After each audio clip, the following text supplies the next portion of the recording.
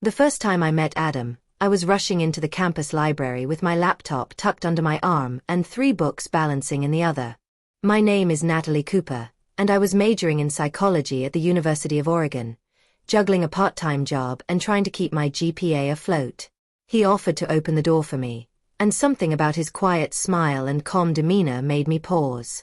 He didn't flirt or try to strike up a conversation.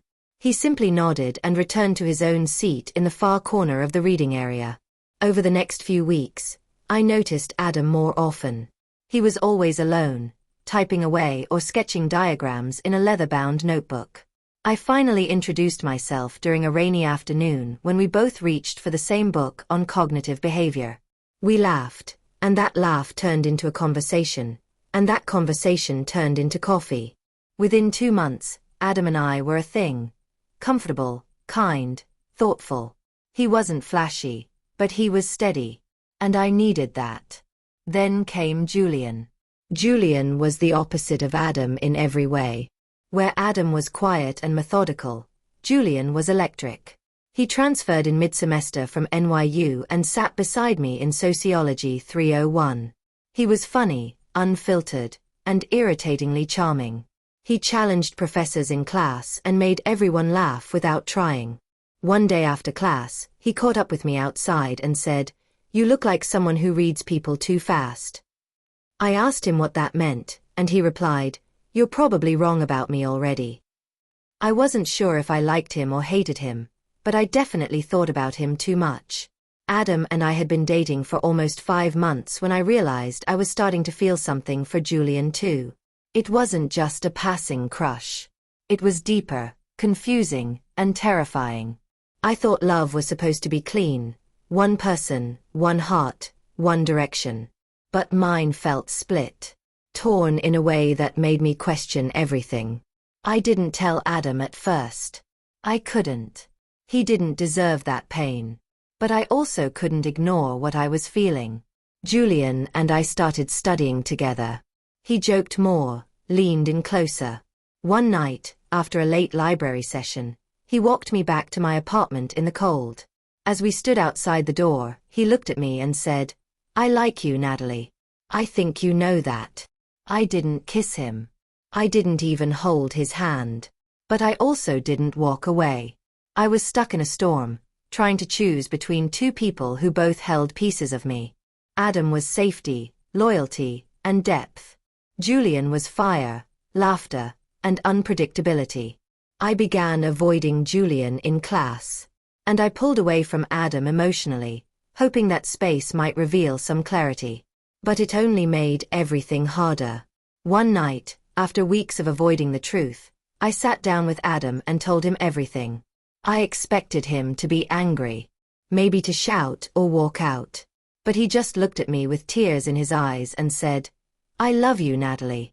Enough to let you figure this out. But I can't wait forever."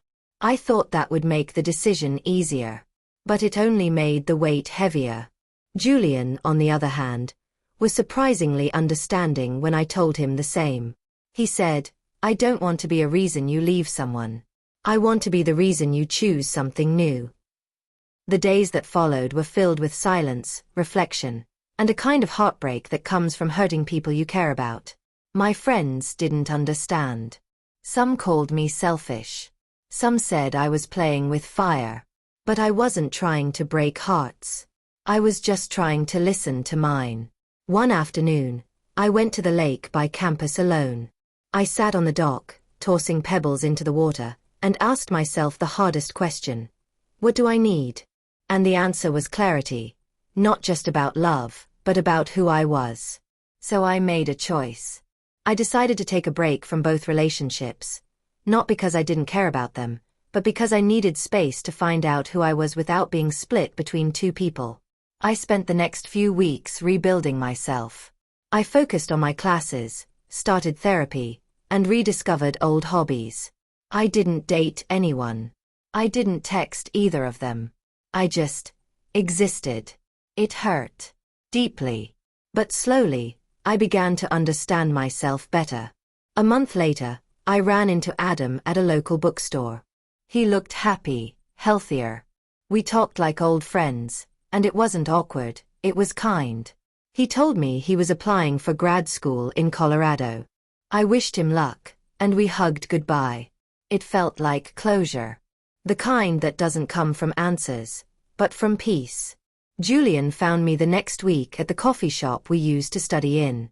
He sat down, and for the first time, he looked vulnerable. "I missed you," he said. "But I didn't want to pressure you.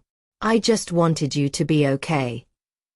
I looked at him and realized that while Adam had been my beginning, Julian could be a new chapter, not as a replacement, but as something honest and real. We started slow. No labels, no promises. Just two people, choosing each other without the weight of confusion. Looking back now, I realize the heart isn't a straight path. Sometimes it splits. Sometimes it gets lost. But if you're honest, with yourself and the people you care about, it can still find its way back. I didn't want just one, because both had taught me something profound. But in the end, I didn't keep both. I chose the one who walked beside me through the storm, without trying to own the sun. And that made all the difference.